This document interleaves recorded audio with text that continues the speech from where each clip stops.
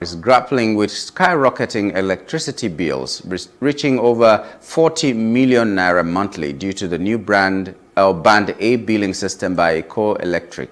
With no meters in place, the institute has been forced to implement load shedding, disconnecting power during the day, and relying on researchers. NIMR remains heavily dependent on foreign donors who fund 95% of its research. This limits its ability to focus on local health challenges, power issues. Now, to discuss this with us is Mr. Goerge Etomi, founder, Goerge Etomi and Partners. Good morning and welcome to the program, Mr. Etomi. Good morning and Happy New Year. Okay, electricity crisis, we might call it, Band A, Band B, Band C, and it seems to be causing more problems than good. The NIMR tertiary and then quadrupling the tariffs of those who are considered to be in Band A, as is laboring under in the private in the electricity industry. Now, into them. So, and upon application by the DISCOs, segments of consumer bases are then, their feeders are then restructured.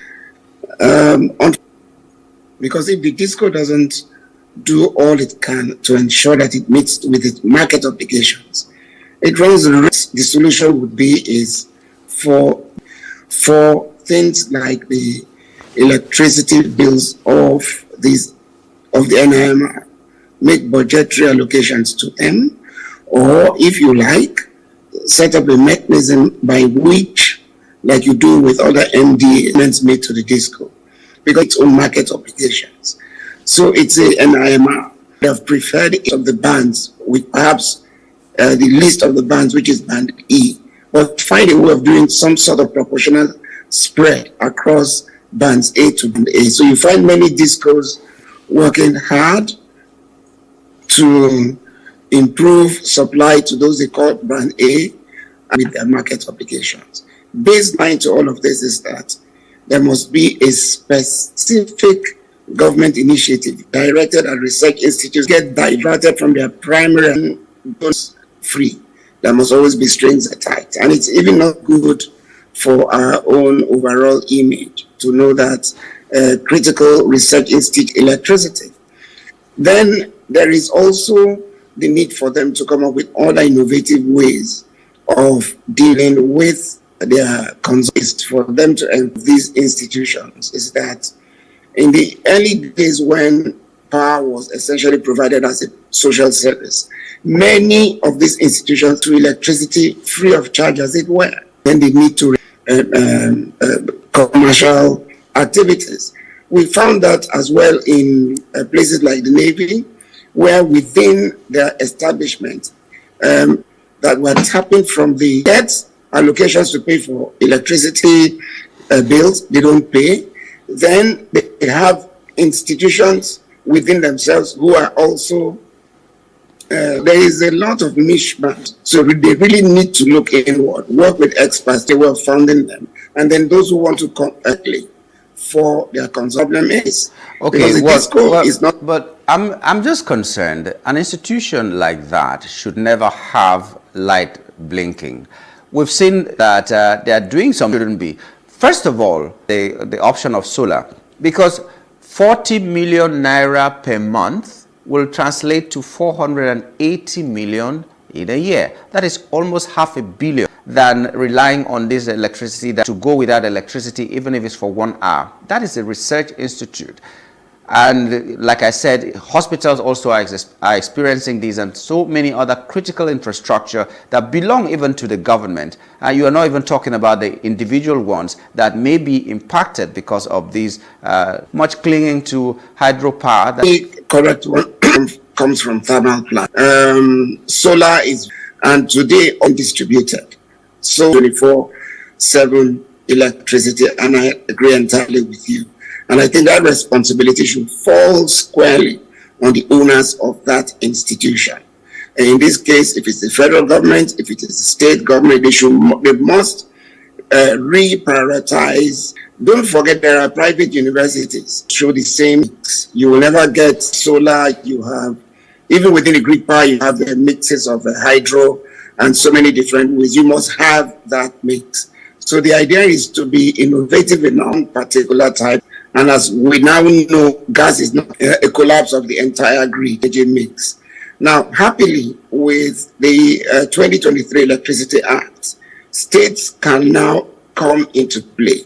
So states should now find means of also generating, transmitting, and distributing power within their own domain for them. One state's options, but one thing is very certain: there's a cost to electricity, and that cost must be borne by somebody. Excuse me, I think it should be the issue. So that whoever owns the bill, that having an institution that has and just as electricity is meter consumption.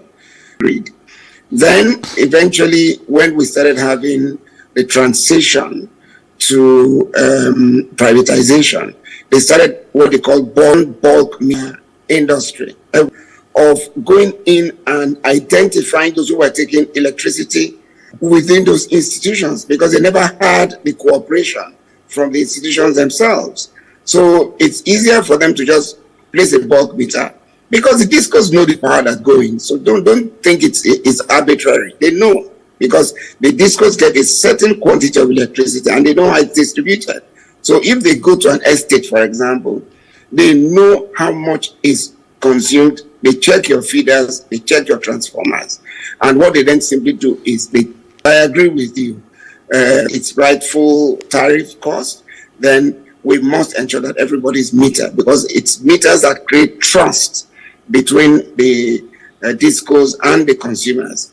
Like I've always told people, every consumer will check what they consume if they have a meter, to let them know what they accurately consume. Estimation, there's a method to estimation. It's not as if it's arbitrary, but even that practice itself, we should depart from. Now, prepaid or postpaid meters are meters. The most important thing is that you must have a way by which you pay for exactly what you consume and nothing more. Okay. Well, it's very unfortunate that Nigerians are not seeing electricity at all. The Minister of Finance this morning on the papers had said that he's encouraging foreign investors to come into the encouraging investors to come into the electricity sector. And I'm wondering, what if they come into the electricity sector they are going to invest in? Nigerians thought that extent to which it was privatized and what still remains for government and who is running what, we seem not to understand all of this. But if a private investor, electricity is not only available at all times, but it's affordable. Okay, let's start from basic principles. The electricity privatization, government sold 60% of its stake. So government, in one form or the other, still has. Is that a hindrance? And perhaps shared 70% was privatized. But where the value chain was, which is TCN in this case. And that is where we have the major constraints. I'm sure you have heard of the term grid collapses. Most of those collapses arise when there are constraints on the grid, either by excess electricity or, ironically, by low supply. But TCN at best cannot weigh more than 5,000. Even at 5,000, it shows signs of strain.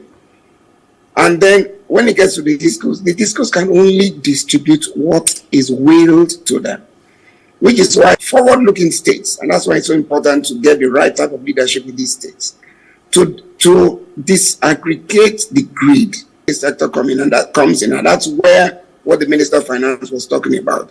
The opportunities are humongous. If you look at the numbers, I mean, for a country of 200 million people, we're talking about 5,000 megawatts. South Africa, with a population of about 50 million people, is talking about 45,000 megawatts. Just look at the proportion.